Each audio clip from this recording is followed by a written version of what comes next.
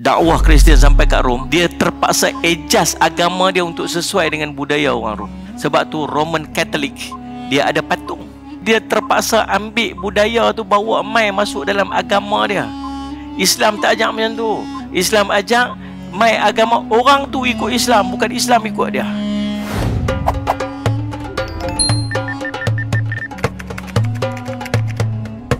Satu hari Ustaz Muhammad, saya jadi macam mana tau. Satu hari nak pergi ceramah, dia jadi macam melayang gitu. Melayang tu. Oh, saya ni satu benda, saya anxiety sikit dengan sakit ni, saya sangat takut. Lepas tu Ustaz Muhammad pergi jumpa.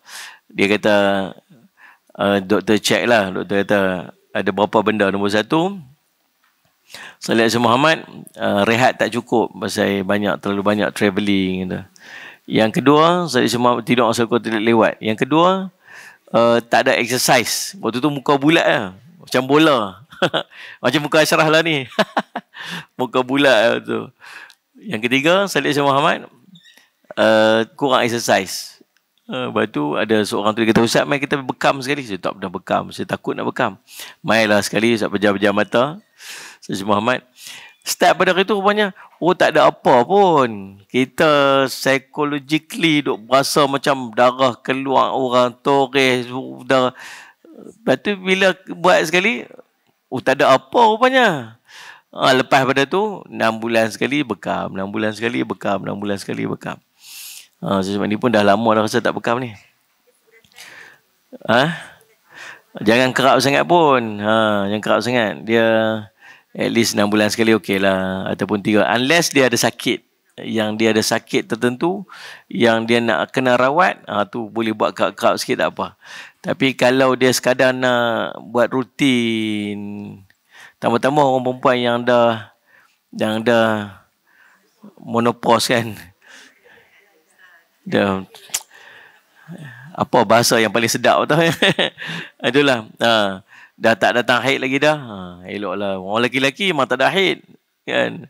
Dia elok jugalah. Dia bukan buang darah bersih. Tak. Dia buang darah yang duduk in between kulit ni. Layer kulit ni je. Dia tak pecahkan. Dia buang dan daripada 100% darah tu, darah yang keluar tu, hanya berapa persen dia darah yang bersih. Yang lain semuanya adalah darah-darah yang toksik lah. Macam tu. Baik, Allah SWT. Mari kita tengok hadis berkaitan dengan berbekam.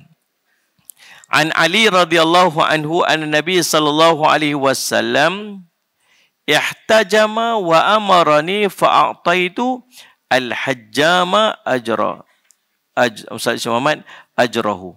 Diriwayatkan daripada Sayyidina Ali radhiyallahu anhu, dia berkata, sesungguhnya Nabi SAW telah berbekam dan baginda menyuruhku agar memberikan upah kepada juru bekam, maka aku berikan kepada juru bekam upahnya. Dalam hadis ini cerita beberapa benda. Yang pertama, Sayyidina Muhammad, Nabi SAW sendiri berbekam. Di antara amalan Nabi SAW ialah Nabi SAW berbekam dan Nabi SAW ada tukang bekam dia sendiri. Nabi SAW ada tukang bekam dia sendiri. Bekam ni dia ada 3 jenis. 3 jenis bekam. Yang pertama dia panggil bekam kering ataupun bekam angin. Bekam angin ni tuan-tuan, dia pakai satu cupping, dia panggil bahasa bekam ni, bahasa Inggerisnya cupping. Dia amalkan oleh daripada China ada zaman dulu-dulu, kemudian diamalkan juga oleh orang-orang yang Ustaz Muhammad orang Arab. Orang Arab, Nabi SAW bagian Arab lah. Dia guna cupping. Dulu dia guna tanduk. Orang Melayu guna tanduk kebau. Tanduk apa? Tanduk kebau lah, tanduk kan? Guna tanduk. Jadi, yang pertama dia panggil bekam angin. Bekam angin dia tak ada torehan. Dia cuma sedut angin je keluar. Tu kalau kita tengok kap tu, dia ni sampai macam berkabus kat dalam tu. Waktu angin banyak dia kata kan. Ustaz Muhammad. Kalau yang keduanya dia panggil bekam basah ataupun bekam darah. Bekam basah atau bekam darah.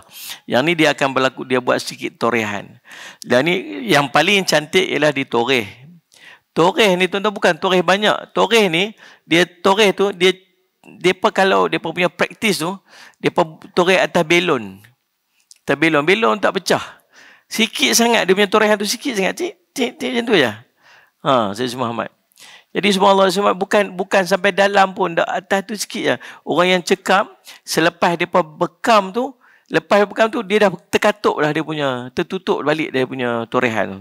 Dia tak mengalir pun darah tu. Lepas bekam dia tak mengalir pun darah tu. Tu cekap lah. Biasa kena cari dah punya tu. Sayyid Muhammad. Kena ada orang yang memang cekap bahagian tu. Saya kenal lah beberapa orang.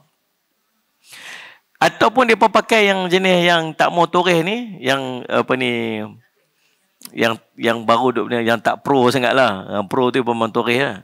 Kita dengar macam toreh dahsyat. Sebenarnya yang toreh tu lagi selamat lagi, dia bukan selamat lagi, selesa lagi daripada pakai yang tu. Yang dia pakai yang pen tu, tak. Itu lah. Tak macam kita duk ambil darah kat jari tu kan. Macam tu lah. Tak. Sebelum dia punya prosedur dia, mula-mula sekali, Sayyid Muhammad, dia akan sterilize benda tu. Dia akan sterilize cup tu, dia akan sterilize jarum tu, memang dia akan bertukar-tukar lah, termasuklah dengan yang apa ni, jarum apa tu pun, yang pisau tu pun. Pisau tu dia akan pakai untuk seorang aja, dia tak akan berapa orang kan. Kemudian dia akan saya sebut dah tadi apa, sterilize benda tu. Kemudian Sayyid Muhammad, dia akan bersihkan badan kita dengan alkohol, benda-benda tu kan. Kemudian Sayyid Muhammad, dia akan start cupping angin dulu. Dia akan start sedut angin dulu. Lepas tu kita akan tengok kita punya kulit akan jadi bulat-bulat gitulah. Lepas daripada tu, dia akan cabut. Mana barulah dia akan start lukakan sikit. Ambil. Waktu luka tu, berasa pedih-pedih macam semut gigit je. Kalau dia pakai dia tak 5-6 je tu. Lepas tu setiap tu dia tak. Kemudian dia akan letak balik penyedut di atas tempat yang dia dah kau tu. So dia akan sedut sekejap, berapa minit, Sayyid Muhammad dah start penuh dengan darah. Kemudian dia akan angkat kaping tu, dia akan lap. So dia akan angkat kaping tu, dia buang darah tu, dia akan sedut kali kedua. Biasanya dia akan sedut 2 kali ataupun 3 kali. Maksimum 7 kali, tapi jarang orang buat lah. Biasanya dekat 2 ataupun 3 kali. Sedut sampailah dia, Sayyid Muhammad, dia dah keluar macam layer putih macam tu. Dia dah stop dah untuk kaping. Dia keluar layer jernih tu, dia akan stop dah untuk kaping tu. Kemudian dia akan, selepas daripada tu, dia akan bersihkan dengan dengan yang ubat bersih itulah, apa benda saya pun tak tahu kan. Biasanya waktu tu dia dah tak keluar darah dah. Darah akan berhenti dah, dia tak akan keluar dah. Kalau keluar darah lagi, darah mengalir sampai melekat-lekat kat baju tu, maksud dia dah over dah dia punya torehan tu. Jadi biasanya for starter ni, untuk orang-orang yang baru mula, tak payah pakai torehan dululah. So bagi kami nak pakai yang ni dulu, sebab kami takut toreh-toreh lagi. Tak. Tapi saya cadangkan try lah buat. Sayyid Muhammad, ada kebaikan dia, sangat baik sebenarnya untuk orang yang nak jaga badan dia. Kita tak ada penyakit pun kita boleh buat 6 bulan sekali, repeat 6 bulan sekali, repeat. Tu. Baik, Allah SWT. Yang ketiga dia panggil bekam api. Bekam api ni dia guna api. Yang tu dia guna Sayyid Muhammad vacuum kan. Biasa dia guna vacuum lah ni, apa tarik tu. Ini dia guna api. Dia letak api dekat dalam cup tu, dia letak api kat bawah tu, kemudian sekali dia sedut. Tu. Jadi sebab yang api ni pun fungsi dia bukan untuk membekam, fungsi dia adalah untuk menyedut. Untuk menyedut. Dia balik pada 2 tadi lah, sama ada bekam angin atau bekam darah, tetapi dia sedut tu dia menggunakan api. Jadi yang pertama, hadis ni cerita Nabi SAW berbekam. Yang kedua, Nabi SAW mengarahkan Sayyidina Ali untuk membayar orang yang berbekam. Jadi keharusan untuk bagi upah kepada orang yang bekam. Yang haram dia tahu mana? Haram dia ialah bila ada jual beli berkaitan darah. Yang tu tak boleh. Dia buat kerja apa ni? Dia kerja jual darah tu, dia jual khidmat yang berkaitan dengan darah tu. Habis yang bayar upah dia apa? Upah dia atas kerja dia. Kadang kita bayar tu, dia pakai elektrik, dia pakai ni, dia pakai ubat, dia pakai apa-apa. Yang tu yang kita bayar tu. Bukan atas jual beli yang berkaitan dengan darah tersebut. Jadi keharusan untuk membayar upah kepada orang yang berbekam. Biasa satu cup RM7 lah ni lah. Dulu RM5, ada RM7, ada setengah-setengah tempat yang eksklusif sikit RM10. Dan tengok kemas dia, tengok dia ada dapat sijil, dia ada daripada KKM apa semua. Bahkan KKM sendiri pun mengiktiraf bekam. Baik.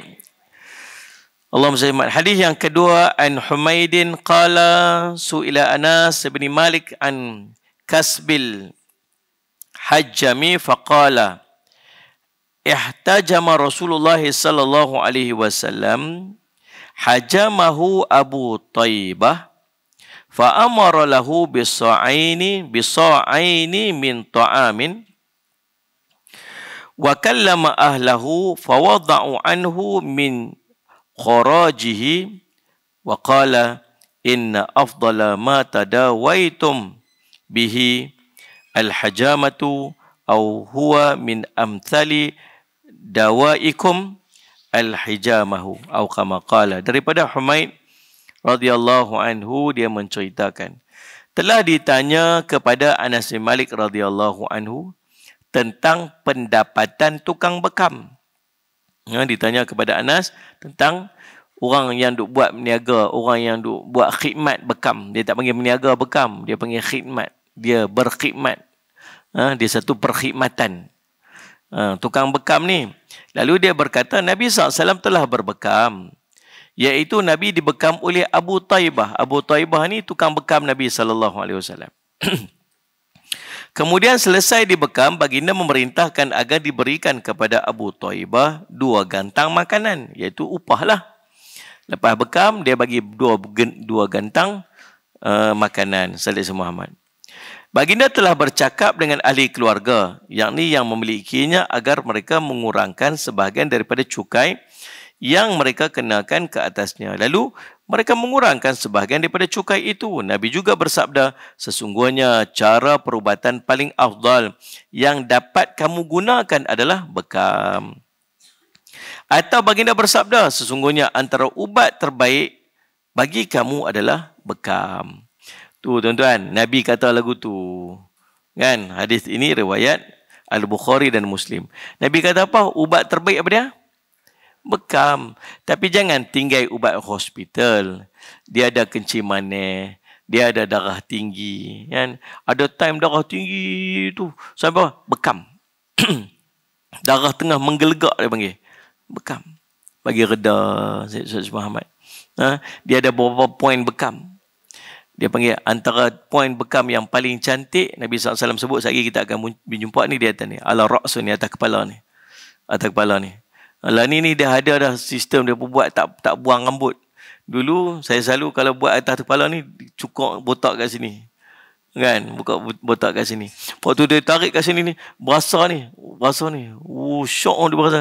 Nak cerita lagu mana tak tahu. Mula-mula takut rasa macam nak pingsan. Lepas tu start daripada sekali tu saya buat, saya kata semua orang yang bekam saya, jangan tunjuk kat saya darah langsung. Saya tak mau tengok langsung darah ni.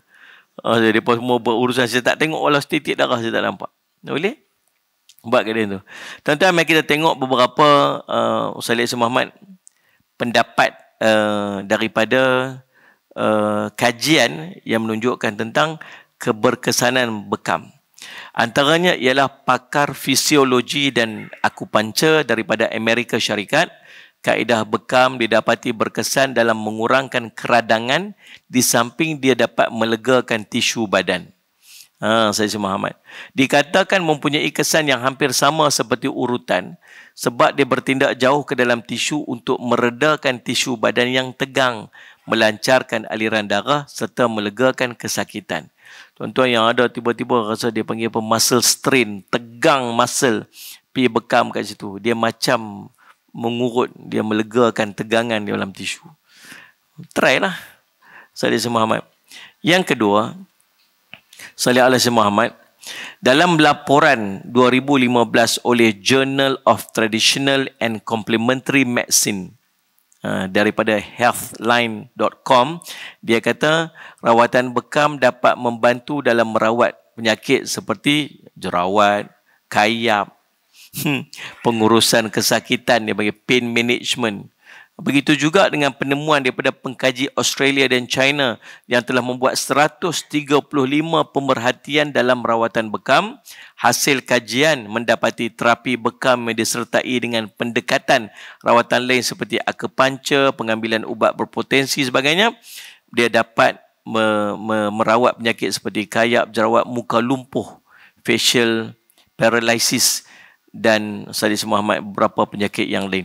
Persatuan Bekam British juga menyokong terapi bekam sebagai rawatan terbaik bagi penyakit berkaitan darah seperti anemia, hemofilia, penyakit reumatik seperti artritis, masalah kesuburan, masalah kulit seperti eczema, jerawat, tekanan darah tinggi, migrain, kemurungan, kesesakan akibat bronchitis yang itulah seperti alahan lelah. Saya baca ini, saya bukan reti pun.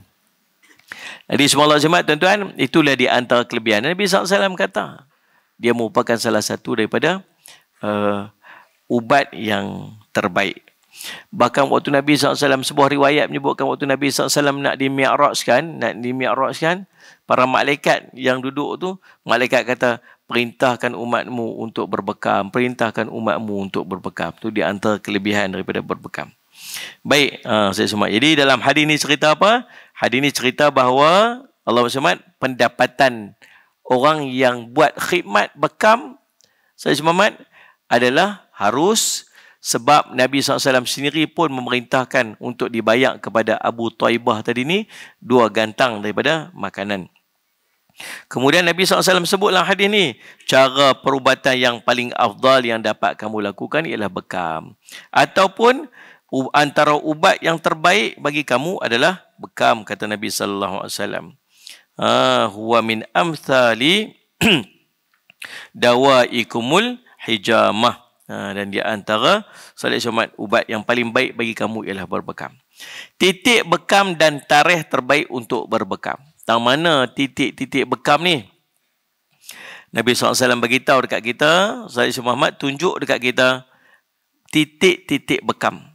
An Anas bin Malik radhiyallahu anhu qala kana Rasulullah sallallahu alaihi wasallam yahtajimu fil akhda'aini wa kahil wal kahil wa kana yahtajimu li 17 wa 19 wa 11.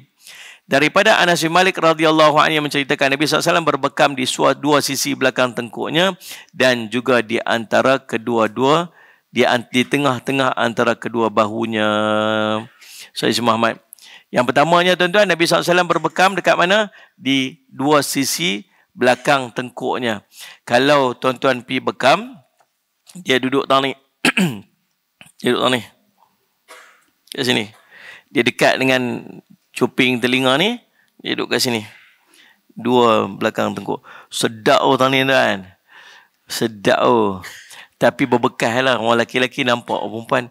Ini kadang-kadang kalau kita pergi umrah, kita pergi haji, kita akan perasan ramai orang ada bekas bekam tang ni. Ni. Ni dua tempat Nabi SAW bekam. Dekat dua leher ni. Yang berikutnya, dia panggil kahil. Kahil ni tahu mana? Dia duduk tengah-tengah ni. Tengah-tengah antara leher ni. Dekat antara dua bau ni, dia duduk tengah-tengah ni. Bawah leher tu ni kat sini. Di tempat dia. Kahil. Biasanya orang bekam tahu. Ini dua tempat bekam Nabi SAW. Sayyid Muhammad. Ada satu lagi, dia panggil ala ra'sun ni atas ni lah. Di atas kepala ni. Atau puncak, dia puncak. Macam mana nak kenal dia? Daripada belakang hidung ni, tarik mai. Daripada dua telinga ni, tarik mai kat tu. Tempat bertemu tu. Tempat bertemu tu. Dekat situlah. Dia panggil, salih ala Sayyid Muhammad, tempat Allahumma salli puncak dia punya bekam. Baik, Allahumma salli Muhammad. Kemudian yang pertama, dia sebut dalam hadis ni tentang 2 poin, 2 tempat bekam. Setakatlah ni siapa yang tak pernah bekam, dia teringin nak bekam. Dalam ramai-ramai tadi, kan masih tak teringin juga. Try lah sekali, try. Saya cadang try sekali. Lepas try, persepsi kita dengan bekam ni dah berbeza. Dari lain lah. Semua pun macam tu. Semua orang tak biasa takut. Risau lah benda berkait dengan darah, memang semua takut. Risau. Tapi bila dah buat sekali, insya-Allah biiznillah. Saya Muhammad. Ada kita ni kalau boleh belajar bekam, pi belajar bekam. Dah salah belajar bekam tak? Belajar. Pi belajar bekam. Lepas tu pi beli set bekam tu, belajar bekam supaya suami kita buat. Bekam suami kita buat sendiri. Suami bekam isteri, isteri bekam suami. Saya jangan suruh, saya dengan darah saya mark out lah. Dulu saya okey. Satu hari dulu, kawan saya accident. Lepas tu saya pergi ziarah dia dekat hospital. Dia accident dengan lori, tangan dia putus. Jadi berbalut dekat sini. Waktu saya pergi tengok tu, saya nampak tangan dia balut tu. Saya balik, waktu keluar daripada ward tu, saya rasa macam tinggi rendah gitu. Gitu. Start pada tu, saya tak boleh tengok darah. Sampai hari ni. Jadi nak suruh saya bekam, saya tak. Orang bekam saya pun saya tak tengok darah tu. Tangan saya luka sendiri pun saya jam. Jadi, siapa yang mampu boleh handle dengan darah, tengok darah, belajar bekam. Belajar. Supaya ahli keluarga kita dan orang-orang yang ni kita boleh buat sendiri. Baik. Allahumma salli ala Muhammad. Kemudian hadis berikutnya, okey. Dia kata apa? Yang kedua, poin yang kita boleh ambil kat sini ialah hari-hari yang afdal berbekam. Nak pi bekam, pi cari 3 hari ni. 17 hari bulan, 19 hari bulan, 21 hari bulan. Pasal apa? Tak tahu. Tak tahu lah pasal apa pada tarikh tersebut. Ada apa? Wallahu alam. Tapi Nabi SAW suruh pi bekam tarikh tu. Tarikh jangan pi 17 November. Bukan 17 November, 17 Rabiul Akhir. Saya cuma 17, 19, 21. Ingat dia hari ganjil. Bulan-bulan Islam. Kita ni kalau kita tak mengaji ni, kita pun tak tahu tuan-tuan. Tak tahu pun kata ada tarikh bekam. Tak tahu pun tentang kelebihan bekam. Kita tak tahu. Kita dengar orang pergi buat bekam. Apa orang pergi buat bekam, buang darah. Oh, baik aku pergi derma darah. Ada orang dia boleh derma darah tapi dia tak boleh bekam. Padahal dua benda berbeza. Derma darah, dia ambil darah kita yang fresh. Darah kita yang sihat. Darah yang bersih. Ambil nak bagi ke orang. Tapi bekam ialah buang darah kotor. Buang darah yang duduk di surface. Bukan darah yang duduk dalam salur darah tu. Baik, Allah SWT. Kemudian yang ketiga, Anas bin Malik radhiyallahu Muhammad an Anas bin Malik radhiyallahu anhu anna Rasulullah sallallahu alaihi wasallam ihtajama wa huwa muhrimun bimalalin ala dhahril qadami. Dan Anas bin Malik menceritakan sungguhnya Nabi SAW berbekam ketika baginda berada dalam keadaan ihram di Malal, yakni satu tempat di antara Mekah dan Madinah, di atas belakang kakinya. Hadis ini cerita tentang Nabi SAW bekam dalam keadaan ihram. Satu. Yang keduanya, Nabi SAW bekam pula pada poin yang berikutnya, iaitu di belakang betih. Belakang betih ni. Kalau belakang betih ni biasa berkait dengan apa? Tegang betih, kerah betih. Berjalan rasa sakit. Ada orang dia menyucuk-nyucuk tapak kaki. Ada benda-benda yang berkait dengan tu. Tuan-tuan pergi try bekam dekat bahagian betis. Biasanya bila kita pergi bekam, tuan-tuan, dia suruh kita baring. Kita suruh kita baring, meniarap. Kemudian, sebab poin-poin bekam banyaknya di belakang badan. Satu paling tinggi sekali kat atas ni. Kemudian dia akan bekam dua belakang ni. Dua belakang leher ni. Kemudian dekat tengah-tengah ni. Satu tengah-tengah bahu ni. Kemudian di kiri dan kanan bahu ni. Yang kiri dan kanan bahu ni, tuan-tuan tengok dia akan jadi hitam tu. Pasal stres sangat. Orang stres sangat ni kat ni belakang ni. Orang yang ada darah tinggi biasa dia akan bekam kat sini dan dua kiri kanan ni. Sayyidina Muhammad. Kemudian ada di kiri dan kanan. Tulang belakang tu di kiri dan kanan itu ada poin-poin dia. Ada untuk jantung, ada untuk buah pinggang, ada apa semua ada poin lah. Saya tak reti sangat, saya tak hafal. Sebab saya tak buat, saya tak beramal dengan benda tu. Saya beramal dengan bekam tapi saya tak beramal dengan apa dia panggil cara perawat, saya tak tahu. Kemudian biasa dia akan sampai ke bahagian pinggang ni. Sampai bahagian pinggang. Dekat pinggang ni dia ada kiri dan kanan. Dekat pinggang, dekat tulang, ada satu tulang kan? Dekat area tu. Kemudian dia akan pergi ke bawah, duduk di belakang betis. Biasa dia akan bubuh 2 ataupun 3 cup pada bahagian betis ni. Tu aja. Yang tu aja poin-poin dia yang biasa orang duk buat. Biasa tu akan dapat dalam 12 ke 13 poin. 12 ke 13 cup. Itu standard 12 ke 13 cup. Kalau campur dengan tengah-tengah ni dia akan jadi 13. Ataupun campur dengan atas ni dia akan jadi 13. Buatlah, pergi buat lah. Ni saya pujuk-pujuk ni, pergilah buat bagi rasa sekali. Niat nak tiru sunnah Nabi SAW, dapat pahala. Dapat pahala tu dapat sihat satu. Dia buang darah kotok, dia buang sikit. Tak ada apa pun, tak terjejas pun darah tuan-tuan tu. Baik, Allahumma salli ala Muhammad. Kemudian hadis berikutnya. Inna khaira ma tahtajimuna fihi yawma 17 sallallahu alaihi Muhammad wa yawma 19 wa yawmi 21. Sesungguhnya sebaik-baik waktu kamu berbekam ialah pada tarikh pada hari ke-17, hari ke-19 dan hari ke-21 bulan Islam. Sayyid Muhammad, tu sama dah macam tadi ni. Ingat elok nak pergi bekam 17, 19, 21. Kalau kita tak ada jenis penyakit yang kritikal untuk kita pergi berbekam. Kena hari tu tiba-tiba darah naik jadi macam mana, darah tinggi apa semua, dengan pening-pening nak pergi tampung moduk berasa lain macam. Saya mak waktu tu baru 13 hari bulan. Dia kata bila nak pergi bekam ni 17 baru nak pergi. Faham ni? Kalau dah sampai dah tu, pergilah bekam waktu tu. Pergi bekam tu. Asal dah pening sangat, duk rasa macam lain macam duk pergi cek darah naik tinggi. Bos semua, pergi try bekam sekali tengok. Kan? Mudah-mudahan insya-Allah biiznillah dengan kita berpegang kepada perkataan Nabi SAW ini sebaik-baik perubatan, buatlah. Tapi lagi satu sekali lagi saya nak pesan, jangan tinggal ubat dulu. Tawakal juga, ada ikhtiar juga. Jangan terkejut-terkejut pergi tinggal. Ada orang dia sakit, dia nak pergi umrah, dia kata, bawa ada ubat. Saya Ustaz, saya pergi umrah ni, saya tak bawa ubat dah Ustaz. Saya yakin tempat tu tempat baik, tempat sehat, saya akan jadi sihat. Pergi sana, itu nama dia cari penyakit. Kita ni, Sayyid Muhammad, dalam keadaan kita nak pergi tawakal, dia kena ada ikhtiar juga. Jangan tinggal ubat dulu. Sambil-sambil kita dirawat dengan bekam, kita teruskan dulu dengan perubatan yang kita duk biasa buat tu. Sampai satu hari dah jadi elok, mudah-mudahan tak payah lagi dah makan ubat dah. Mudah-mudahan kan. Allahumma salli ala Muhammad. Baik, hadis berikutnya juga pada tarikh bekam. Kana Rasulullah sallallahu alaihi wasallam yahtajimu fil akhda'aini wa kahil wa kana yahtajimu li 17 wa 19 wa 21. Ada Rasulullah SAW biasa berbekam di bahagian ni belakang leher dua tadi ni, kita sebut tadi ni.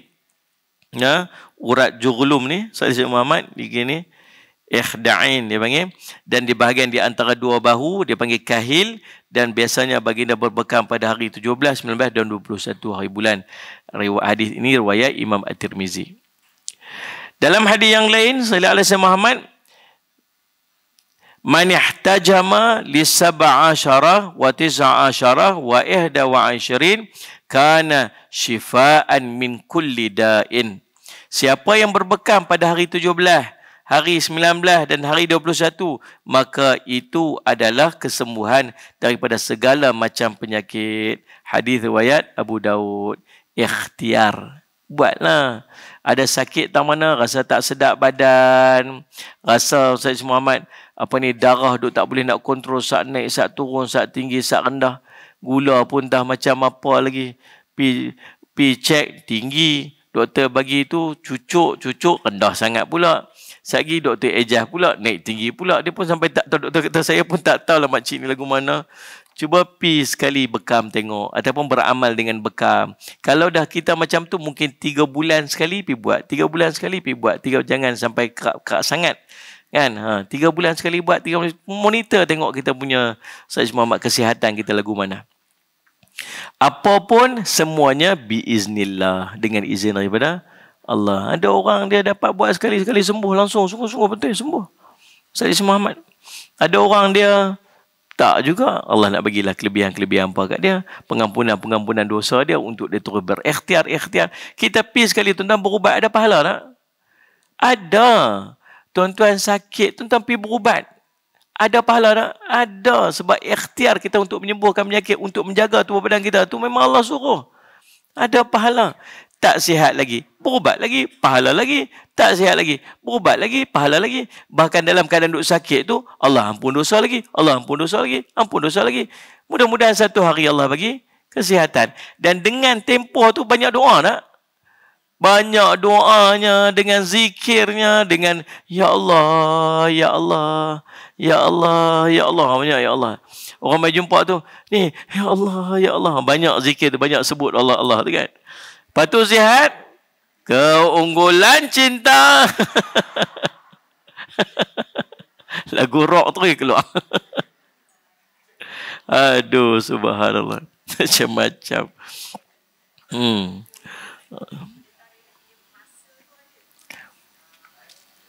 Tak.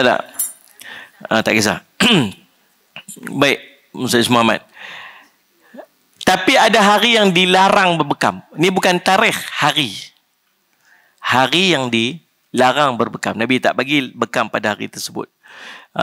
Kata Nabi SAW, Ustaz Muhammad, Man ihtajama li sab'asyarata wa tis'asyarata wa ihda wa ishirin kana, bukan ni, salah sama. Ni yang ni hadis atas.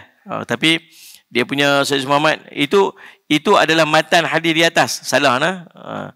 Siapa yang berbekam pada hari Rabu atau hari Sabtu, lalu dia tertimpa dengan wadan ataupun kusta di tubuhnya, maka dia tidak boleh menyalahkan melainkan dirinya sendiri. Kitab Kashful Athar an Zawaidil Bazar karya Al-Haytami.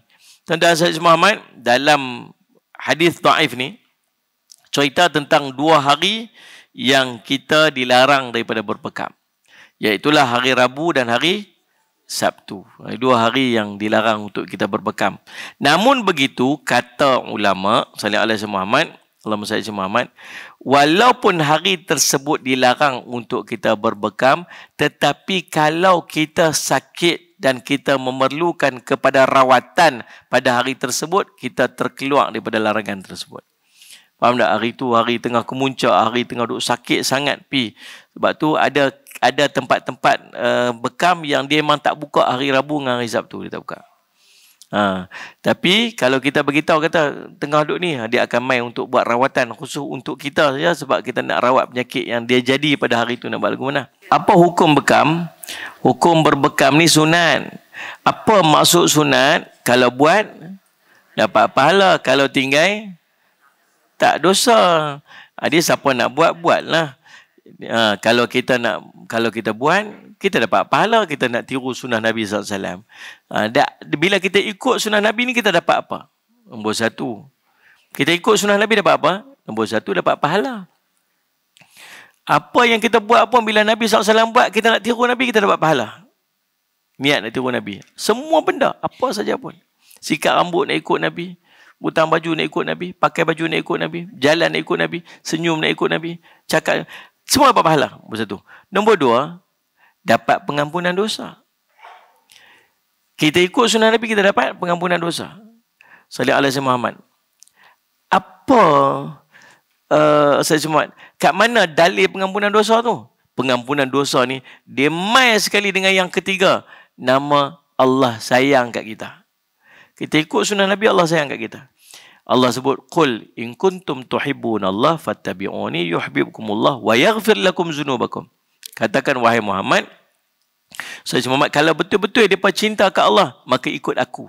Fattabi'uni, ikut aku. Maksud ikut segala perintah aku, ikut segala sunnah aku. Yuhibbukumullah, maka mereka akan dicintai oleh Allah. Wa yaghfir lakum dzunubakum, dan dosa-dosa mereka akan diampunkan.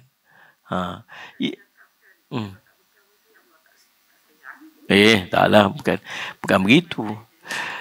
Yang berikutnya, kalau kita ikut sunnah Nabi SAW, dapat apa? Dapat sallallahu alaihi Muhammad hikmah di sebalik apa yang dilakukan. Apa pun Nabi buat mesti ada hikmah, mesti ada kebaikan. Nabi takkan buat kalau benda tu tak ada kebaikan. Sama juga dengan bekam. Buatlah, belajar-belajar buat. Paling tidak, kita ni nak, Sayyidina Muhammad nak, dah kata umat Nabi, dah kata sayang kat Nabi. Kan? Ya. Bukan pasal apa, pasal takutnya. Kan? Sekali pergi try tengok, insyaAllah. Ada orang dia ketagihan. Dia addicted. Dia kena relax Sat. Lepas-lepas buat tu, relax Sat. Duduk Sat, minum air Sat. Minum Milo ke apa ke. Jangan ambil energi balik. Minum Milo pula lagi. minum koko. Tadi tak boleh salah sebut sikit kan. Tidak ada halangan seorang yang dalam haid untuk dia berbekam. Tak ada larangan untuk seorang yang dalam haid untuk dia berbekam, melainkan kalau dia berbekam itu menyebabkan dia bertambah mudarat pada tubuh dia lah, maka dia perlu elakkan. Bahkan Nabi SAW pernah berbekam ketika Nabi SAW sedang berpuasa, bahkan berbekam sendiri pun tidak membatalkan puasa. Jadi kalau tanya tentang larangan khusus, tak ada larangan khusus pada waktu, melainkan kalau dia ada darah yang banyak ke, kalau dia bekam lagi menyebabkan dia jadi mudarat, itu lain cerita. Itu atas individu lah. Yang keduanya, Sayyidina Muhammad tengok kepada Allahumma Sayyidina Muhammad tentang berkaitan dengan apa? Dengan lelaki bekam perempuan, perempuan bekam lelaki. Kalau rawatan itu rawatan yang kritikal, maksudnya untuk menyelamatkan nyawa. Seorang perempuan dia pergi jumpa, dia balik pada hukum asas seorang lelaki menerima rawatan kepada seorang lelaki terima rawatan pada perempuan, perempuan terima rawatan pada lelaki. Sayyidina Muhammad, especially perempuan lah dengan doktor lelaki kan, perawat lelaki. Jadi Sayyidina Muhammad yang pertamanya tengok kepada keadaan kritikal dia, how critical it is. Kalau ada pilihan, maka pilih doktor perempuan. Itu standard lah. Kalau tak ada pilihan, maka diharuskan kepada perawat ataupun doktor lelaki untuk merawat pasien perempuan pada had tempat dia sakit tu saja. Tak lebih pada tu. Part dia pada tempat tu saja. Sakit tu saja. Kalau poin bekam, dia ada banyak poin bekam kan. Tang mana yang kritikal dia, tang mana yang perlu dirawat, tang tu aja, tak lebih pada yang lain. Tak boleh nak cross ni. Kita tambah ni sikit lah, tambah sikit ni. Faham tak ni? Saya semat. Pada bahagian tu saya dibenarkan. Tetapi balik pada opsi yang pertama tadi ni. Kalau Sayyidina Muhammad ada pilihan kepada doktor lelaki ataupun doktor perempuan, maka itulah pilihan paling utama. Faham? Kalau tak kritikal, tak boleh. Saja je nak pergi rawat, bukan ada apa saya nak pergi bekam sebab saya duduk biasa bekam. Oh, pembekam perempuan tak ada, pembekam lelaki ada. Tak apalah sebab saya nak bekam, dia boleh tak boleh. Dia sekadar benda yang dia nak beramal dengan dia, dan dia bukan satu benda yang dipanggil apa?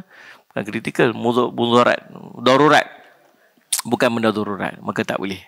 Tunggu ada orang perempuan untuk bekam, barulah dia pergi bekam dengan orang perempuan tersebut. Terjawab kan lah? InsyaAllah mudah-mudahan. Wallahualam. Ada lagi? Tak ada nak masuk tajuk baru? Tak ada dah. Okey, kita masuk tajuk baru. Saya nak cadang lagi sekali. Pilah pekat-pekat try bekam lah. Buat. Niat nak ikut sunnah Nabi SAW. Lepas ni pun saya pun nak pergi cari. Tukang bekam saya ada seorang tu dekat Parit Buntak tu. Oh, dia sangat cekap. Saya sangat seronok dia. Dia pakai apa ni? Torehan. Oh, tapi sangat cekap dengar toreh pun rasa sakit dah kata. dia torehan. Dia tak sakit. Okey. Tapi dia dah pindah tempat. Allah, saya dah jam cari tempat. Antara yang klik-klik tu dengan toreh, saya prefer toreh lagi. Dia rasa tak tahu, dia feeling dia lain sikit. Rasa yang macam yang tak tu lagi pedih lagi. Oh, yang toreh tu tak rasa sangat sebenarnya. Tak pernah rasa lagi. Tapi dia kena ada orang yang cekap. Kalau sampai berdarah-darah tu, sampai duk melekat kat baju tu, dah over dah. Dah lampau. Baik, kita masuk tajuk yang baru. Bab yang baru, Rasulullah berbicara ke hal keduniaan bersama para sahabat Nabi SAW. Rasulullah berbicara hal keduniaan bersama para sahabat. An Zaid bin Thabit radhiyallahu anhu qala kunna ma'a Rasulillah sallallahu alaihi wasallam idza dzakarna ad-dunya dzakaraha ma'ana wa idza dzakarna al-akhirah dzakaraha ma'ana wa idza dzakarna at-ta'ama dzakarahu ma'ana atau kama qala rawahu Tabrani wal Baihaqi. Daripada Zaid bin Thabit radhiyallahu anhu, dia berkata, kami bersama Rasulullah SAW, apabila kami menyebut tentang hal dunia, maka baginda juga menyebutnya bersama kami. Apabila kami menyebut tentang hal akhirat, baginda juga menyebutnya bersama kami. Bila kami menyebut tentang hal makanan, maka baginda juga menyebutnya bersama dengan kami. Tu sifat Nabi SAW. Kita ni semenjak duk main mengaji ni, kawan-kawan semua tak mau kawan kita dah. Nampak kawan tengah duduk sembang mak makan. Wah, hantar dah ni resipi kari pak baru. Aku tengok, dia macam tu. Yang sudah tengah-tengah sembang nampak kita mai. Ustazah mai dah. Tukar ada pun kita ni di akhirat nanti. Terus tukar signal. Kita ni tuan-tuan, kullukum da'i. Kita semuanya da'i. Nah, man qala la ilaha illallah, siapa yang mengucap dua kalimah syahadah, fahuwa da'i, maka dia adalah da'i. Tugas da'i ni apa? Da'i ni dia ajak orang untuk kembali pada Allah. Itu tugas kita. Bila kita nak ajak orang kembali pada Allah, kita kena bagi dia dekat dengan kita. Kalau orang tu jauh pada kita, nak ajak lagu mana? Tengok ada orang buat maksiat, jumpa dia, maki dia tak cukup tanah. Hang ni bodoh oleh neraka, hantar dia makan neraka jahanam, tempat hang duduk nu kerak api neraka nu, kata dia. Agak esok dia nak jumpa kita lagi tak? Dah lah. Maksudnya Salih Muhammad, macam mana cara kita untuk mendekati dia supaya dia dekat dengan kita? Dia dekat dengan kita, ingat, tarik orang bukan untuk kita. Tarik orang bukan pada kita. Tarik orang supaya dia kembali pada Allah, bukan pasal kita. Tu ada orang dia duk tarik orang untuk dia. Saya cuma tak. Kita tarik orang untuk Allah. Kita pergi dekat dengan orang supaya orang dekat dengan Allah. Maka hikmah dalam keadaan kita berdakwah. Sebab tu step berdakwah ni tuan-tuan, dia bermula dengan ta'aruf. Tuan-tuan tengok sifat Nabi SAW. Bila Nabi SAW jumpa orang, Nabi buat apa? Nabi tanya nama. Nama siapa? Nama siapa? Kan, saya Muhammad. Lepas tu kadang-kadang saya pun suka tanya nama. Saya suka kalau saya pergi jumpa orang, dia ada name tag.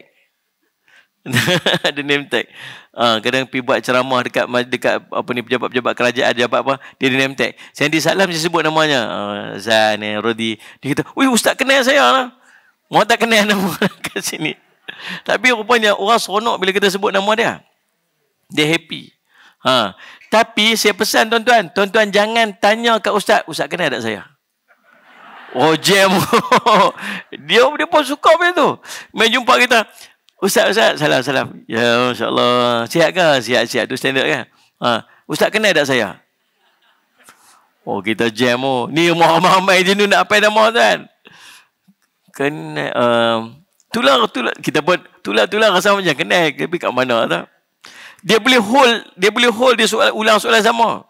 Ustaz takkan tak kenal saya kot. Oh, lo jam. Janganlah tuan-tuan macam tu. Tuan-tuan perkenal diri tuan-tuan. Jumpa ustaz, jangan malukan dia. Dia malu tuan-tuan waktu tu. Jumpa dia. Assalamualaikum ustaz. Salam. InsyaAllah. Ustaz, saya ni Jafri ustaz. Itu kita jumpa kat situ. Oh, ingat. Dia tak ingat pun. Standard lah. Oh, ingat ya. InsyaAllah. Sihat ke? MasyaAllah. Anak apa orang dah? Tak kahwin dengan ustaz. Ustaz ni biar betul. Lagu tu lah. Jadi, subhanallah, dia panggil ta'aruf. Kalau dalam bahasa kita bahasa orang putih ni pun, psikologi dia panggil apa? Breaking the ice. Nak break the ice, dia nak ice breaking. Nak apa kena dia start intro dia kena tanya nama dulu lah. Dia panggil ta'aruf. Yang kedua, selepas kita berta'aruf, nak dapat dakwah yang berkesan ni, dia panggil tafahum. Tafahum ni kita faham dia. Sebab setiap orang ni dia karakter dia berbeza-beza. Ada orang jenis hati tisu telenovela petang 7.30 punya drama, tahu tak? Tak boleh sebut sikit teriak. Tegur sikit tak boleh. Dia marah kat aku macam tu. Tak boleh tegur sikit. Ada orang jenis jenis cakap pelan-pelan berlapis double meaning dia tak faham, dia kena straightforward je. Ni bodoh aku terajah hang mampu ibu hantar. dia baru faham. Oh baru saya faham macam itu. Ada orang. Jadi kita nak kenal orang tu, dia start dengan ta'aruf dulu, kemudian dia main peringkat kedua, baru kita boleh faham dia. Daripada faham ni baru kita akan sampaikan dakwah yang hikmah. Dia panggil dakwah hikmah tu berlaku macam tu. Sebab tu bila Nabi SAW pernah tegur sahabat, ada sahabat pakai baju warna. Dia ada satu warna yang Nabi tak suka kita pakai. Warna dia, Sayyid Muhammad, merah kekuningan dia. Dia nak macam orange yang terang tu kan. Saya ada. Tak ada, okey. Dia macam warna orange kemerahan. Orange kemerahan. Macam baju Sami tu lah. Sami. Macam tu Nabi tak bagi, Nabi tak suka.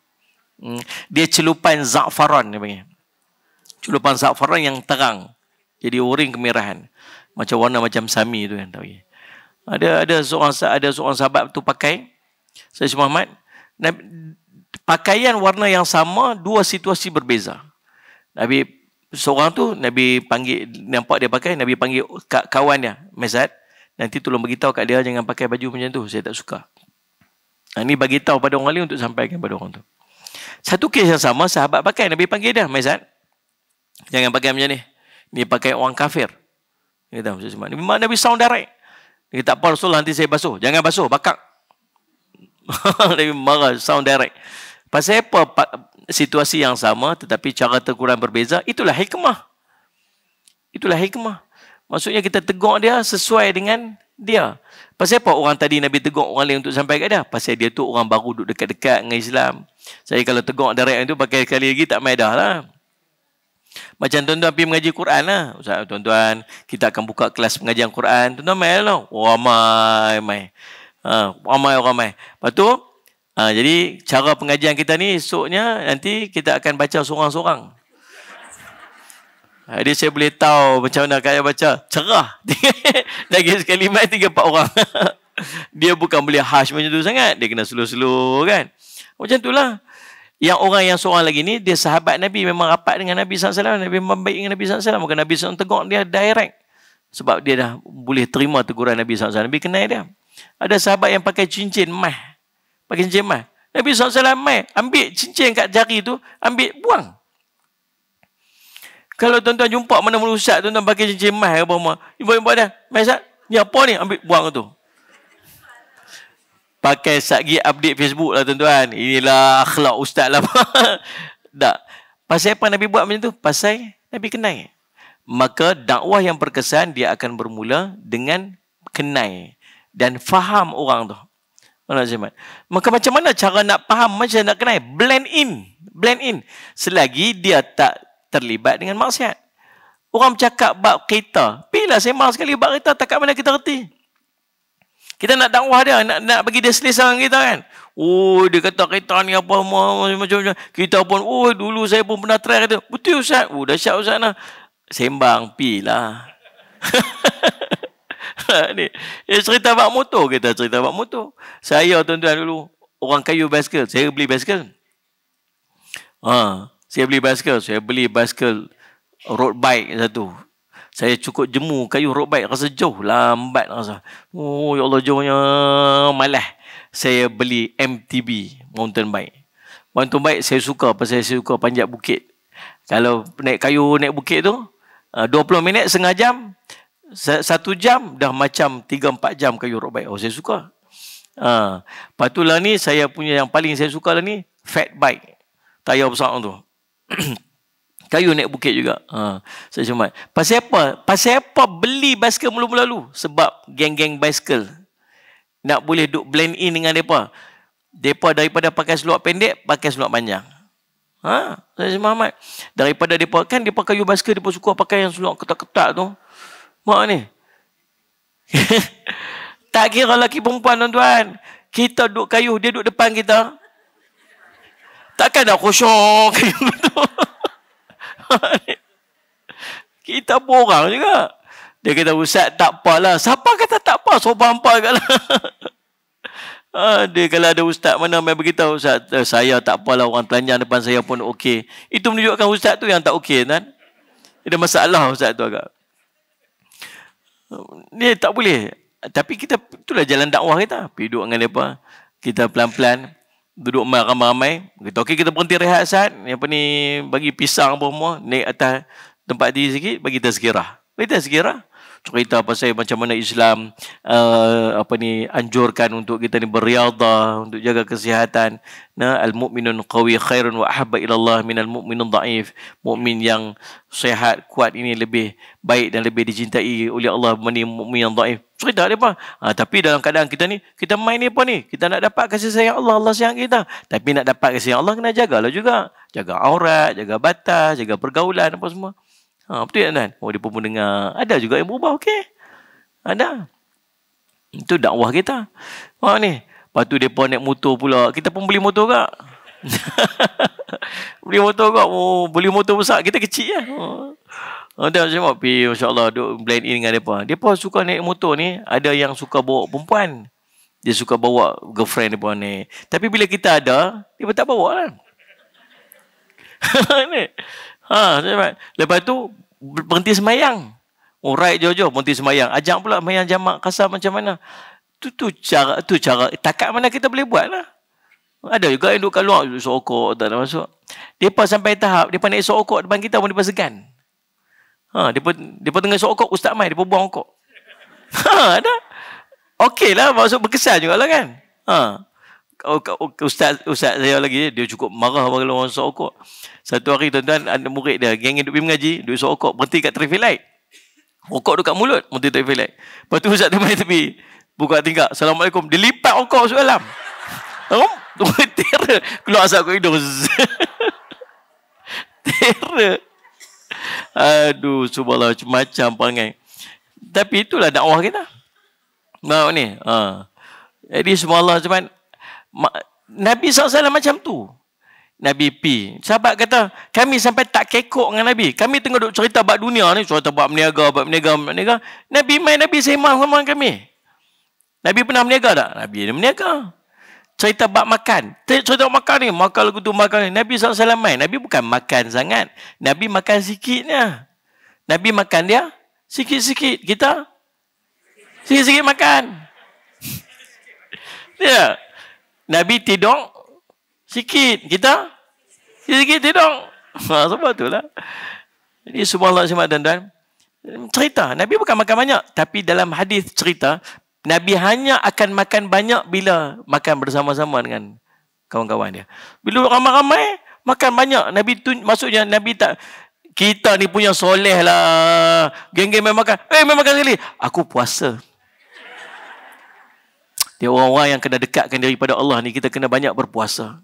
Kawan tu semua insaf ya, astagfirullahaladzim. Kami ni apa? Makan lah. Semalam saya di madrasah saya selalu duk main rombongan duk main. Semalam pun ada main sebiji bas. Hari Khamis, kami ni jenis puasa sunat. Kami undang-undang madrasah kami puasa sunat hari Khamis. Ada rumah warga mai, pakcik-pakcik rajin, pakcik-pakcik ni rajin puasa. Isnin puasa, Khamis puasa. Ni orang perempuan memang rajin puasa, hangpa memang tak boleh harap. Yang lelaki memang tak boleh harap sekali aku. Kita cari pasal ada puasa, rumah alasan banyak. Tapi dia pun rajin puasa. Hari Isnin puasa, hari Khamis puasa. Jadi kami jadikan hari-hari Khamis setiap minggu tu hari yang kita sunatkan untuk berpuasa. Semualah pelajar-pelajar semua puasa. Tapi satu rombongan main semalam. Bila main, kita kena jamu makan. Tak kena jamu makan. Kan? Jamu makan buat nasi pula sedap pula. Dengan nasi, dengan ayam, masak merah, dengan apa semua. Kita pun tak tahan. Saya beritahu dekat makcik-makcik. Makcik-makcik, bukalah puasa. Rai tetamu ni makan. Dah tadi nak puasa dah. Ni dah tengah hari dah. Tadi niat puasa dah. Puasa. Buka puasa lah. Rai tetamu. Makan sekali dengan tetamu. Kan Ustaz Muhammad? Dia pun buka puasa. Ada yang degil kat tak puasa. Tak apa, saya puasa. Makanlah, saya makanlah, saya puasa. Bayangkan rasa tetamu tu macam mana. Dia pun segan-segan nak makan. Tidak ni. Waktu Salman Al-Farisi dipersaudarakan dengan Abu Darda. Abu Darda ni dia orang kaya, businessman, peniaga hebat. Orang kaya yang perniagaan dia hebat. Tapi bila dia masuk Islam, dia jadi orang zuhud sezuhud-zuhudnya. Dia buang semua. Sebab dia kata perniagaan ni mengganggu dia. Dia nak pergi semayang, dia buka berniaga depan masjid. Dia kata, tak boleh aku lambat semayang pasal berniaga aku ni. Akhirnya dia tinggal semua berniaga dia. Isteri dia sampai tak ada pakaian. Ada selai pakaian tu je. Mengadu Ummu Darda, dia biasa kaya. Tiba-tiba bila suami dia masuk Islam, dia jadi orang miskin. Mengadu dekat Salman Al-Farisi, tengok ni, saya ni ada selai baju ni saja. Dia kata, pasal apalah Abu Darda ni sampai macam ni? Dia kata, Abu Darda hang tu, wahai Salman, tiap-tiap malam tak mau tidur, duduk kerja mayang ya. Siang ni, sampai tak buka, sampai tak pernah, tak harian tak puasa tiap hari. Dia kata kami ni sampai dah macam tak ada suami dah. Masa tu. Dia pula, dia duk berasa, dia baru masuk Islam, dia lambat, dia rasa macam dia ketinggalan sangat tu yang dia duk pulun buat, dia duk berasa lagu tu. Yang isteri dia komplain dekat Salman Al-Farisi. Salman Al-Farisi pi malam tu, mula pi siang tu pi rumah. Dia kata, saya nak tidur rumah kamu, apa ni, Abu Darda. Ahlan wa sahlan, mai duduk rumah saya. Lepas tu mai tengah hari, Salih Muhammad, dia nak jamu makan. Dia kata apa? Saya takkan makan selagi kamu tak makan. Tapi saya puasa. Saya takkan makan selagi kamu tak makan. Lalu dia buka puasa. Bila buka puasa, baru dia makan. Lepas tu mai duduk malam pula. Sila tidur apa semua. Saya takkan tidur selagi kamu tak tidur. Tapi saya nak qiyam bulan ni sepanjang malam. Saya takkan tidur selagi kamu tak tidur. Man kana yu'minu billahi wal yawmil akhir falyukrim dhaifah. Siapa yang beriman pada Allah hari dan akhirat, maka hendaklah dia memuliakan tetamu dia. Tak apalah saya tidur. Kita tidur dulu, sehari pukul 3-4 pagi kita bangkit sembahyang sama-sama Okey. Habis waktu sembahyang tu dia kata, wahai Abu Darda, setiap orang ada hak dia. Tubuh kamu ada hak dia. Isteri kamu ada hak dia. Masing-masing ada hak. Tunaikan hak masing-masing. Maksudnya janganlah melampau sangat. Dalam keadaan kita, kadang-kadang kita nak buat ibadat, kita raikan juga orang di sekeliling kita, bahkan kita rai juga tubuh badan kita ni. Nak ni Semat. Nak puasa bolehlah puasa. Tapi ada hari tentu bukalah puasa. Kita puasa-puasa sunat. Tapi ada hari-hari yang kita meraihkan orang dengan adanya kita. Orang buat kenuri. Orang buat walimatul urus. Kenuri kahwin. Wajib pi tak? Wajib pi. Kenuri kahwin wajib pi. Kalau orang jemput kita personal lah. Bukan jemput kita grup WhatsApp. Grup WhatsApp tak wajib pergi. Ini semua grup WhatsApp ni saya jemput. Dia ada 20 grup WhatsApp. Satu grup ada 200 orang. Berapa ribu? Satu grup WhatsApp ada 200 orang. Dia ada 20 grup WhatsApp, dia berapa ribu? 4,000. 4,000 orang jemput semua. Kalau pergi 4,000 orang tu ke mana? Macam tu semua wajib. Tak, yang tu jemputan umum. Yang wajib pergi ni jemputan khusus. Dia mai kat kita, dia mesej kita personal. Tu jemputan khusus wajib kena pergi. Kalau tak boleh pergi, kena bagi tahu. Tak boleh pergi. Hari tu orang panggil kita pergi makan kenduri. Dia dah locate kita tu sebagai salah seorang tetamu dia. Dan ada makanan bahagian kita pada jemaah tersebut. Jemput berapa ni? Jemput 1,000 orang. Makanan dia buat berapa? Bukan buat 500 Dia buat 1,000 lah, pasal setiap orang tu ada peruntukan makanan untuk dia. Kita main-main, kita kata apa? Saya puasa. Mak ni, puasa apa? Puasa sunat. Mana lebih afdal waktu tu? Mana lebih afdal waktu tu? Tak jangan ni laju sikit jawab. Kan? Makanlah. Puasa hari lain boleh puasa. Kita duduk biasa puasa, dapatlah pahala puasa hari itu mudah-mudahan kan. Benda yang kita rutin buat, kita lazimi buat, hari itu kita terpaksa tinggal. Pasal ada benda yang nak kita raikan. Allah bagi pahala dekat kita. Allah bagi pahala kita. Tu cerdik. Faham ni? Tu cerdik. Allah Muhammad. Jadi subhanallah, maksudnya dalam hidup kita ni, kita kena letak diri kita ni untuk orang dekat dengan kita. Tujuan kita bukan pasal kita, tapi kita nak jadikan orang itu mad'u. Orang yang nak kita dakwahkan. Orang nak kita dakwah. Supaya orang duduk dengan kita, orang tu yang tak pakai tudung, boleh pakai tudung.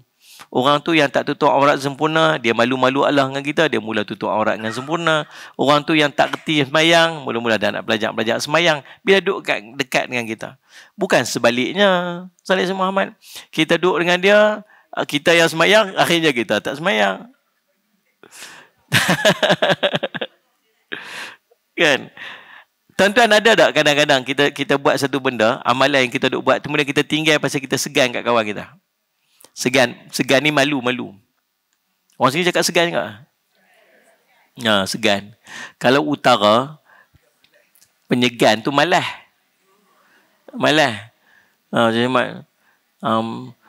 Penyegan. Ni penyegan sungguh lah. Kata pemalu. Bukan pemalu, tu pemalah. Segan. Kita duk biasa, duk dalam kereta tu, duk biasa, duk dengar qasidah baca Quran. Duk dalam kereta Ustaz Muhammad, Ya Taibah, Ya Taibah. Duk dalam kereta tu, saya dengar itu lah. Sekali kawan kita, geng pak kerja kita ni, dia ni rock sikit. Kita pun tahu dia ni rock sikit. Lepas tu dia kata apa? Aku nak tumpang kata hang ni kereta aku rosak. Okey, mai. Tukar tu yo. Daripada CD, daripada duk selawat qasidah tu, tukar pun kumpulan Ekamatra ke, kumpulan Wing ke apa, pergi korek-korek cari. Pasal apa? Kita nak raikan dia.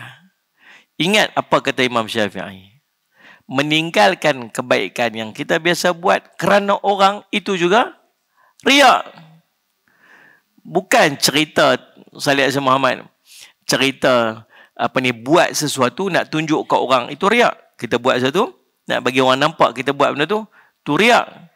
Meninggalkan sesuatu pun kerana orang juga riak. Kita duk biasa dah dengan Quran, kita duk biasa dah tutup aurat elok, kita duk biasa dah apa. Tapi disebabkan nak pergi satu event, nak pergi satu majlis, yang majlis tu tak sesuai macam pakaian kita, kita tukar pakaian kita supaya sesuai dengan majlis tu. Yang duk pakai elok dah, tudung labuh elok dah. Hari tu, pergi korek tu, punggah lah cari tudung dia yang 4 tahun lepas. Pasal apa? Pasal ni lah nak pakai, ni tak sesuai kot majlis ni. Nak pergi cari tudung bawai, siakap ke apa benda, supaya boleh belik-belik kot situ nampak. Suami dia kata apa? Ni fashion 4 tahun lepas. Alah, nak sesuai majlis. Tinggal pasal apa? Pasal orang. Itu juga riak. Pergi punggah cari seluar jeans. Dah pakai seluar jeans lama dah. Bagi Ustaz Muhammad. Faham tak? Itu maksud apa? Maksud dah. Teruskan dengan apa? Itu kita. Itu syiar kita yang kita dah bawa. Ketayak atas kepala. Tanggai ketayak habis. Pasal apa? Pasal nak sesuaikan dengan orang. Dah. Kita pun dah dengar. Nabi SAW bila pergi dakwah satu kaum. Nabi tak tukar pun pakai pakaian kaum tu. Betul tak ni? Orang Arab mai dia, kita ni pakaian kita ni banyak ciri orang Arab tau. Baju Melayu kita tu baju yang kita tiru pakaian-pakaian Arab. Orang dulu-dulu pakai baju Melayu, pakai baju, bubuh baju ke atas lagi. Nabi SAW pakai dalam namanya kamis. Nabi pakai jubah pula ke atas, satu baju lapis atas. Kita tengok pahlawan-pahlawan kita dulu semua, bagi Tok Wan kita dulu, bagi aku tu, pakai baju satu kat bawah, satu bubuh kat atas lain. Bubuh pula kain kat atas bawah ni. Tok kita dulu ni, letak kita panggil kain cukin. Kain cukin. Ni orang kampung, orang Kedah tahu. Bubuh kain kat atas ni. Kain ni fungsi dia banyak. Abang bila nak pergi bendang, hampak nak duduk makan. Sagi nak semayang, tampak buat sejadah. Dia nak ni. Cuma tak perlulah yang tu lah abang makan, yang tu lah tanya mulut, yang tu lah apa semua. Kain. Saya semua pakai seluar sebelah dalam. Pakai seluar dalam. Nabi SAW pakai. Takat betih. Betul dulu kita duduk tengok semua. Pakai takat betih je. Kemudian bubuh pula kain ku atas ni, ikat di atas ni. Pergi bendang pun dia pakai lagu tu. Saya ingat lagi tutup dulu. Ambil kain satu, bubuh, gulung-gulung. Kita lah ni majlis rasmi je pakai samping. Dulu pakai samping ni biasa dah. Gulung-gulung kat sini. Saya Jumaat, kain pelikat lah. Dia buat apa tu? Nyangkui, gulung. Saya pergi seorang lagi. Buat apa tu? Nyangkui, gulung. Salah 3 gulung. Saya baik pakai seluar kat dalam. Kata dalam seluar. Faham tak? Pasal apa? Kita mengubah pakaian kita ni sesuai dengan pendakwah yang mai kat kita. Dan pendakwah itu memakai pakaian yang bersesuaian dengan sunnah Nabi SAW.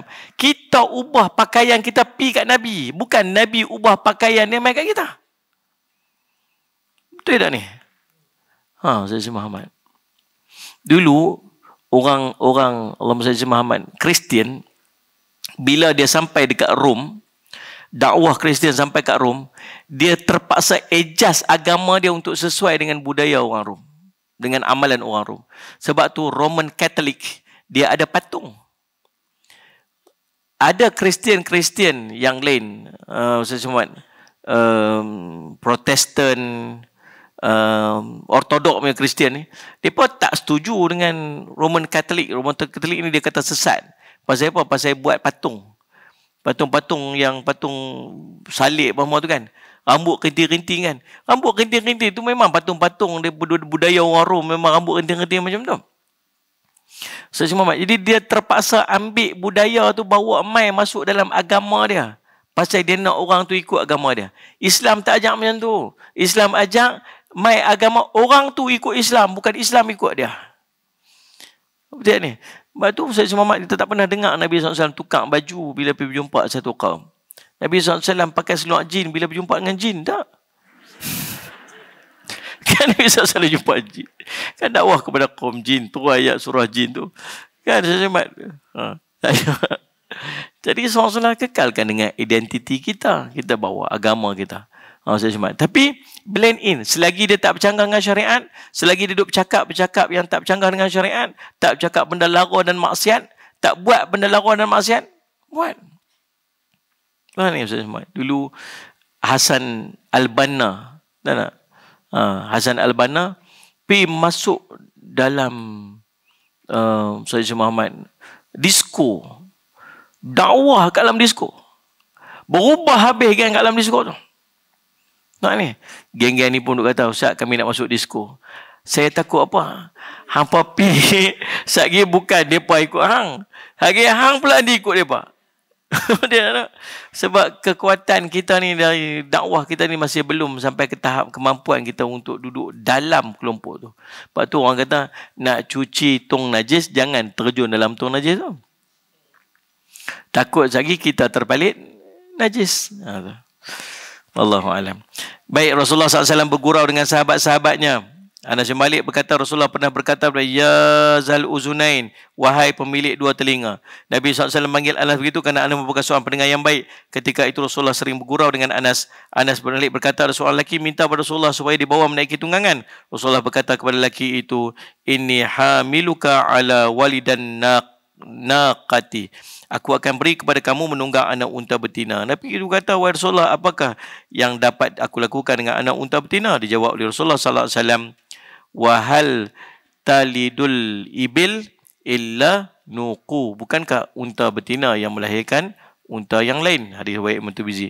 Nabi panggil Anas balik, wahai pemilik dua telinga. Memanglah kawan tu ada dua telinga. Nombor satu, nak bagi tahu, kata Nabi joke main-main. Ni Ustaz Jumat. Hai seorang yang ada sebatang hidung. Memanglah hidung dia ada dua. Memang hidung ada dua pula. Memang hidung ada satu. Joke is apa ni dia panggil apa? Joke lah. Melawak. Bergurau. Saya Muhammad. Lagi satu nak bagi tahu, kata pemilik dua telinga tu, dia ni memang pendengar yang baik. Seorang tu kata, boleh tak saya nak ambil, nak naik kenderaan, nak naik unta? Dia kata, tak apalah, saya bagi kamu anak unta. Nak naik anak unta nak buat apa? Bukankah semua unta tu dia ada mak? Maksudnya semuanya asal daripada anak kecil. Macam itulah. Lebih kurang lagu tu lah. Jadi Ustaz Muhammad, tuan-tuan, nak bagi tahu, kata Nabi SAW ni dia ada sense of humor. Nabi ni bukan satu karakter yang sentiasa strict macam tu. Serius macam tu. Macam kita lah kadang-kadang kan. Assalamualaikum Ustaz. Waalaikumsalam. Nak pergi mana ni? Lagi makan. Semua dunia belakang. Macam tu. Faham tak? Tak, kita letak balik pada asal apa dia ni? Da'i. Selagi dia tak bercanggah pada syarak, selagi dia tidak terkeluar daripada landasan syariat, maka gunakan itu semua sebagai jalan-jalan dakwah. InsyaAllah kita akan sambung lagi perbincangan kita. Tuan-tuan tanda elok-elok. Ni Said Muhammad apa ni, ni buku yang ke-6 yang umat bertanya Rasul menjawab tu. Bukan, yang apabila Rasulullah bercerita ni. Yang ni buku ke-7. Yang bulan lepas saya buat kan. Yang ni buku saya yang ke-6. Yang ni umat bertanya Rasul menjawab ni, dia berkaitan dengan soal jawab para sahabat. Saya waktu tu saya pergi satu masjid, saya tengok dekat dalam rak buku dia, apabila anda bertanya, ustaz menjawab. Tu dia punya, anda bertanya, ustaz menjawab. Saya kata, oh, soal jawab kita, apa masalah kita tanya kepada ustaz lah. Saya kata, alangkah cantiknya kalau jawapan itu ditanya direct oleh Rasulullah SAW. Jadi saya pun buka kitab-kitab hadis. Ada 4 kitab hadis yang saya buka, dan saya berjaya untuk himpunkan ada 40 lebih soalan sahabat tanya Nabi. Antara soalan dia, Rasulullah nampak Allah kah? Tu ada jawab. Siapa yang paling dicintai Rasulullah? Paling cinta sekali siapa? Tuan ada. Adakah Rasulullah akan kenai umat dia nanti di hari kiamat? Ada sahabat tanya. Said Muhammad, apakah amalan kalau buat sesuatu Allah dengan manusia akan mencintai dia? Banyak soalan-soalan yang para sahabat tanya. Ada berkaitan dengan fiqh lah, ada berkaitan macam-macam, hari kiamat macam-macam. Tuan-tuan boleh dapatkan kat luar sana. InsyaAllah, tuan-tuan, saya tahu bukan semua orang buat duit. Ada QR code yang tersedia. Tuan-tuan boleh bayar pakai QR code. Kalau QR code pun tak ada, tuan-tuan boleh pinjam kawan. pinjam saya, pinjam kawan. Kan? Dan Said Muhammad, kami juga buka untuk tuan-tuan kalau nak berwakaf untuk pembangunan Kompleks Islam Darul Faizin. Kita lah ni tengah buat bangunan 2 tingkat untuk asrama pelajar lelaki. Bangunan asrama pelajar perempuan akan kita buat dalam masa terdekat. Yang asrama lelaki nak siap dah. Bulan 1 ni nak masuk dah. Tapi masih terhutang dengan kontraktor dekat 200,000. Semenjak 2 menjak ni wakaf dana ni dia kurang sikit lah, sebab mungkin orang duk bagi dekat Palestin sebagainya kan. Tapi kami nak kena bayar kontraktor juga. Dah jam ni sebenarnya. Aduh, sebab. Jadi tuan-tuan bolehlah pakat-pakat bantu seorang sikit. Kita buat jalan masuk ke asrama sebagainya, repair masjid apa semua. Kita terhutang dekat 200,000. Dan tuan ada QR code juga. Yang tu pun tuan-tuan boleh bayar. Tuan-tuan boleh pakai QR je. Orang nak bawa keluar duit ni dia sayang. Kata, RM50 banyaknya. Tapi kalau QR tu dia tak berasa sangat. Dia 1000 contohlah kan. Dia send klik je. Tak berasa sangat lah. Tak nampak kan. Kalau nampak tu dia suah hati ke. Saya minta ampun, minta maaf salah dan silap. Kita jumpa lagi di lain masa dan ketika. Aku qouli hadza wa astaghfirullah li wa lakum. Wassalamualaikum warahmatullahi wabarakatuh. Bismillahirrahmanirrahim. Alhamdulillah rabbil alamin wassalatu wassalamu ala rasulil amin sayyidina Muhammadin wa ala alihi washabihi ajmain. Allahumma faqihna fid din wa 'allimna ta'wil waj'alna min ibadika salihin wahdina siratal mustaqim. Allahumma arina haqqa haqqan warzuqna ittiba'ah wa arina batila batilan warzuqna ijtinabah. Wa sallallahu ala sayyidina Muhammadin wa ala alihi wasallam. Walhamdulillahi rabbil alamin.